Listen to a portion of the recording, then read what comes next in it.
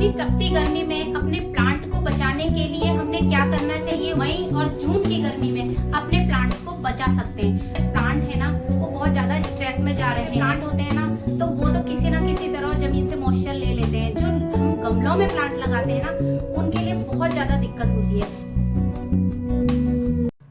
Hello मेरे plants lover, स्वागत है आपका टिंकू की दुनिया में। फ्रेंड, जो ये मई लास्ट का महीना होता है और जून का पूरा महीना होता है, ये बेहद गर्मियों का टाइम है। इस टाइम गर्मी इतनी ज्यादा पड़ रही है, तो आप देखेंगे हमको तो परेशानी हो ही रही गर्मी से, पक्षियों को भी इतनी परेशानी हो रही है और बहुत ज्यादा जो हमारे प्लांट है ना, वो बहुत ज्यादा स्ट्रेस में जा रहे हैं। तो फ्रेंड, इस टाइम पे अपने प्लांट को बचाने के लिए हमने कुछ ना कुछ काम करने होंगे। फ्रेंड, क्या होता है ना, जो जमीन में लगे हुए पौधे होते हैं वो तो किसी ना किसी तरह मॉइस्चर जमीन से ले लेते हैं, लेकिन जो हमारे घर में लगे हुए प्लांट होते हैं, जो हमने गमलों में लगाए होते हैं, उनका सरवाइव करना इस टाइम बहुत ज्यादा कठिन हो जाता है। तो इस टाइम हमने कुछ बातों का ध्यान रखना होता है और कुछ स्पेशल केयर होती है जो हमने अपने प्लांट की करनी होती है। तो जो मैंने केयर अपने प्लांट की इस टाइम पे अपने प्लांट को बचाने के लिए करी है, अपने पौधों को बचाने के लिए करी है, वही मैं आपके साथ शेयर कर रही हूँ। तो फ्रेंड्स, चलिए वीडियो को स्टार्ट करते हैं। तो फ्रेंड, जो सबसे पहला काम हमने करना है ना, अपने प्लांट को ज्यादा तेज धूप वाली जगह से शिफ्ट करना है।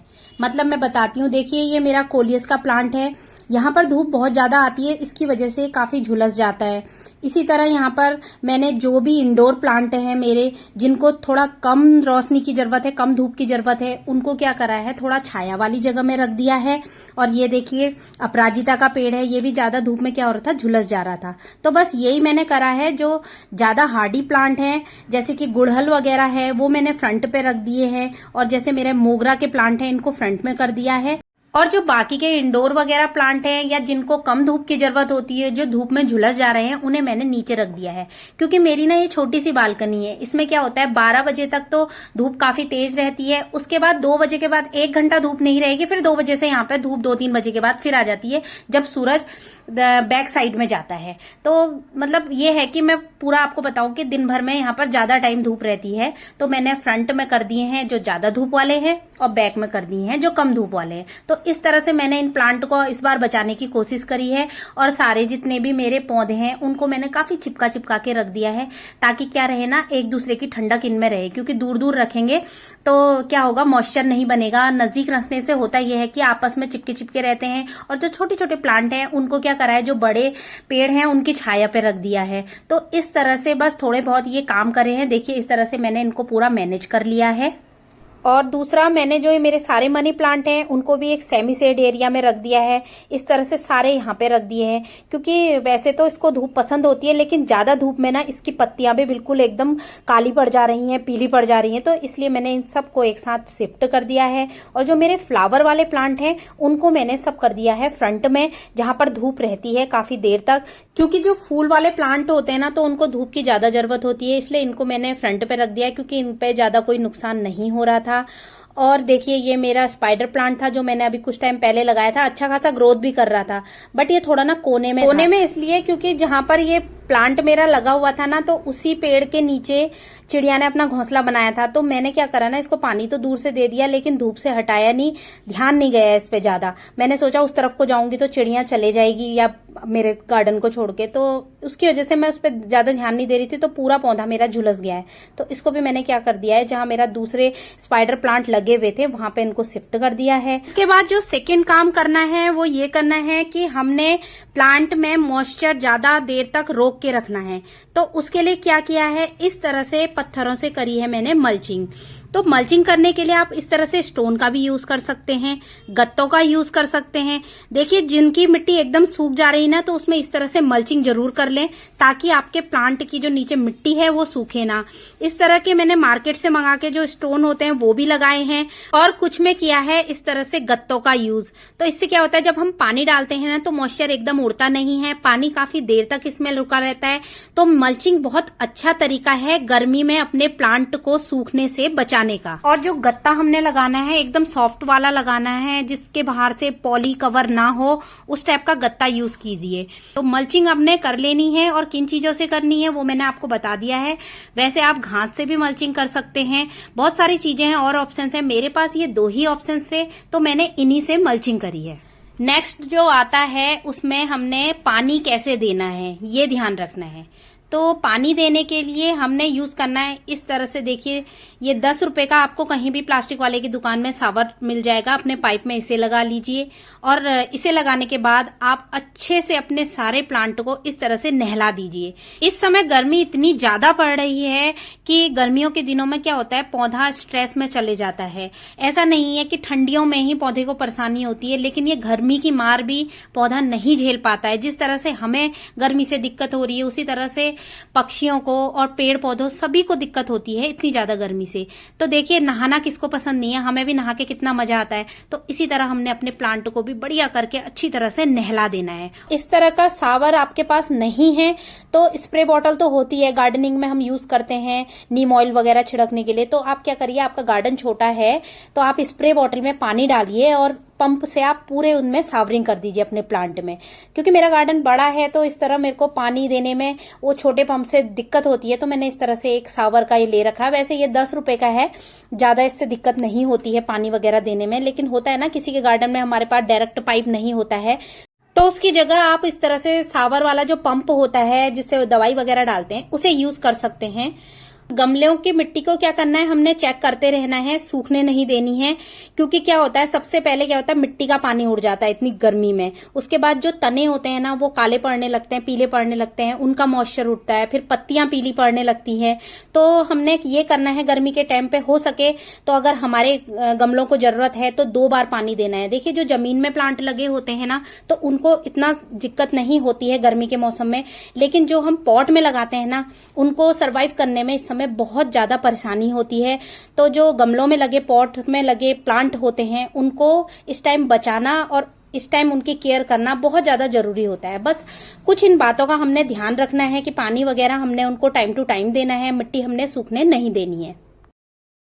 और एक बहुत जरूरी बात, कुछ लोग क्या करते हैं, इस तरह से मग लिया, इसमें पानी भरा, देखिए इस तरह से थोड़ा इस गमले में डाला, थोड़ा इस गमले में डाला और थोड़ा इस गमले में डाला और सोचा हो गया पानी। बट ऐसा नहीं है। आप देखिए ना पॉट का साइज कितना बड़ा है, तो कम से कम 1 या 1.5 मग पानी तो इसमें आएगा ही आएगा। हम क्या करते हैं, ऊपर ऊपर डालते हैं, हम सोचते हैं मिट्टी ऊपर गीली हो गई, बट नीचे क्या होता है, जड़ें पूरी तरह से सूखी रहती है। तो हमने करना क्या है, ये देखिए पूरा मग भरा इस तरह से पानी डालना है। जब तक पानी ड्रेनेज होल से नीचे ना आए तब तक हमें चेक करना है, उतना पानी डालते जाना है। तब हम कहेंगे इस प्लांट को हमने पूरी तरह से पानी दिया है। ऐसा नहीं छोटे से मग से थोड़ा थोड़ा सब में डाला, ऊपर ऊपर को गीला करा और सोचा सही हो जाएगा। लेकिन क्या होगा, जब गर्मी ज्यादा पड़ेगी, प्लास्टिक का पॉट है, नीचे से जड़ें गर्म होंगी और जड़ें हो जाएंगी खराब, और क्योंकि उनको मॉइस्चर नहीं मिलेगा। तो नॉर्मल सी बात है, आप भी समझ सकते हैं, इस तरह से जड़ों का खराब होना जायज है। और देखिए सावर से भी दे रहे हैं। तो हम जब इस तरह से ऐसे ना सावरिंग करते हैं तो क्या करते हैं, हम सोचते हैं हाँ प्लांट में पूरा पानी पहुंच गया, बट ऐसा नहीं है। सावरिंग करने के बाद भी हमने हर पौधे में पाइप लगाने के बाद पानी जरूर देना है प्रॉपर तरीके से, जब तक वो ड्रेनेज होल से नीचे ना आए। और फ्रेंड देखिए यही वो एरोवेरिया का पेड़ है जिसमें मेरे गार्डन में चिड़िया ने छोटा सा एक घोंसला बनाया है और उसमें आजकल अंडे दिए हैं। और सामने वो चिड़िया वहां पे दिख भी रही है, शायद मुझसे डर रही है क्योंकि मैं यहाँ पे पानी वगैरह दे रही हूँ, तो वहां पर बैठी है, कुछ खाना वगैरह लेने के लिए गई है शायद। और वैसे मैंने इसके लिए यहाँ पर क्या कहते हैं बर्ड फीडर भी लगाया है ना, लेकिन उससे खाना बिल्कुल नहीं खा रही। देखिए सामने बैठी, कभी इधर जा रही कभी उधर। तो अब मैं यहाँ पर से हटूंगी तो उसके बाद आकर के अपने घोंसले में बैठ जाएगी। आजकल पूरा दिन ही आजकल अपने घोंसले में ही है क्योंकि शायद ये अंडे दे रही है और ये है इसका घोंसला। फ्रेंड इस तरह से जब हम प्लांट में अपने सावरिंग करते हैं ना तो एक फायदा और होता है। गर्मी बहुत ज्यादा होती है, धूल मिट्टी इस समय बहुत होती है, तो क्या होता है ना प्लांट की जो पत्तियां होती हैं उनमें बैठ जाती है। तो सावरिंग इस तरह से करते हैं हम सारे पौधों में, तो क्या होता है कि सारे की सारी धूल मिट्टी सब अपने आप धुल जाती है। तो ये भी बहुत ज्यादा जरूरी है इस तरह से करते रहना, धूल मिट्टी वगैरह साफ करने के लिए। और नेक्स्ट आप देखेंगे इस टाइम पे होता है इंसेक्ट अटैक। तो इंसेक्ट किस टाइप के, आप देखेंगे इस तरह के गुड़हल के प्लांट में आपको मिलीबग व्हाइट कलर के दिखाई देंगे। दूसरे होते हैं चींटियां।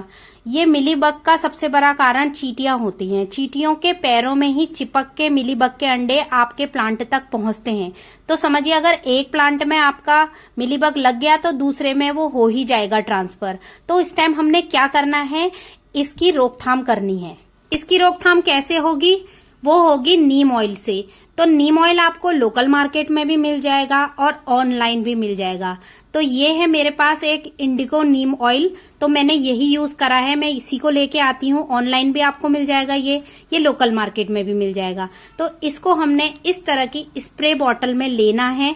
1 लीटर पानी में हमने 5 ml नीम ऑयल मिलाना है और 2 लीटर पानी में हमने 10 ml मिलाना है। अगर आपका नीम ऑयल अच्छे से घुल जाता है तो आप इसमें साबुन मत मिलाइए, लिक्विड सोप मिलाना पड़ता है इसमें, नहीं तो मेरा क्या है ना, इजिली घुल जाता है इसमें, तो लिक्विड सोप मैं नहीं मिलाती हूँ। वैसे नीम ऑयल इजिली घुलता नहीं है तो आप उसमें थोड़ा सा मिलाइए लिक्विड सोप। उसके बाद इसे अच्छे से बॉटल को सेक कर लीजिए। सेक करने के बाद बॉटल में जब ये अच्छी तरह से मिक्स हो जाए, आपको अपने सारे प्लांट में इसको छिड़कना है, पत्तियों में, और जहां पे मिलीबग लगी है वहां पर प्रॉपर तरीके से आप स्प्रे करेंगे तो मिलीबग वहां से हट जाएंगी। ये चींटियों की भी रोकथाम करता है और जो ग्रीन कलर के कीड़े होते हैं ना लंबे वाले, उनकी भी ये रोकथाम करता है। तो गर्मियों के मौसम में हमने इसको हर 15 दिन में अपने प्लांट में छिड़कना ही छिड़कना है। एक सवाल ये आता है कि हमने इसे कब देना है। देखिए, इस तरह से जो भी आप दवाई वगैरह डालते हैं ना अपने प्लांट में, ये तब देना है शाम के टाइम पे जब धूप छिप जाए, क्योंकि धूप छिपने के बाद ही जो कीड़े वगैरह होते हैं ये एक्टिव हो जाते हैं, खासकर ग्रीन वाले कीड़े। तो हमने उसी टाइम देना है और रात भर ये अपना काम करेगी। उसके बाद नेक्स्ट डे हमने अपने सारे प्लांट में कर देनी है सावरिंग। तो इस चीज का ध्यान रखिए कि ये नहीं कि आपने धूप में डाला, अगर आप इसे धूप में डालते तो इससे आपका प्लांट और ज्यादा झुलस जाएगा। तो इस चीज का आप ध्यान रखिए और ये हर तरह के इंसेक्ट से आपके प्लांट को बचा के रखेगा।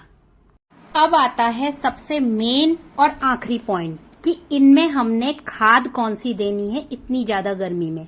देखिए, गोबर की खाद तो इस टाइम हमने बिल्कुल भी नहीं डालनी है। गोबर की खाद नहीं डालनी है तो फिर क्या डालनी है, मैं आपको बताती हूँ क्या हमने गर्मियों में अपने प्लांट में देना है। खाद की जगह हमने देना है इस तरह से, जो हमारे किचन वेस्ट होता है ना, जो भी हमारे पील वगैरह निकलते हैं, छिकले वगैरह निकलते हैं, बनाना पील्स, प्याज के पत्ते, वो सब हमने इस तरह से इकट्ठे करके रख लेने हैं। इसे 2 दिन तक पानी में भिगा के रखना है। उसके बाद 2 दिन बाद इसे छान के इसमें दुगना पानी मिला के ये हमने प्लांट में डालना है। कैसे यूज करना है, कैसे बनाना है, इसकी पूरी वीडियो आपको मेरे चैनल में जाके मिल जाएगी। देखिए, काफी ज्यादा ठंडा होता है। गोबर की खाद जो होती है ना वो बहुत ज्यादा गर्म होती है। अगर आप कोई प्लांट रिपोर्टिंग भी करते हैं उसमें गोबर की खाद इस टाइम पे डालते हैं तो आप अगर नर्सरी से कोई नया प्लांट लाए हैं तो आप देखेंगे वो तुरंत जल जाता है। तो गोबर की खाद की जगह पे आप कंपोस्ट टी दे सकते हैं। जैसे गोबर के उपले आप रात भर भिगा के रखिए, नेक्स्ट डे उन्हें अपने सारे प्लांट में डाल लीजिए, वो भी ठंडा होता है।